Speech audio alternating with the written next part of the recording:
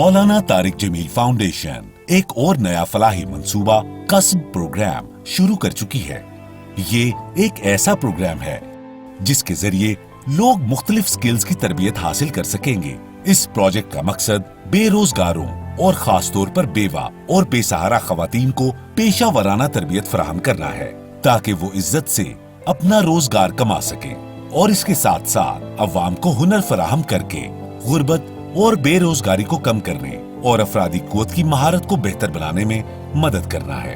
Cusp programme के तहत इब्तदाई मरहला में आलमी मयार के फुटबॉल बनाने की तरबियत फराहम की जा रही है।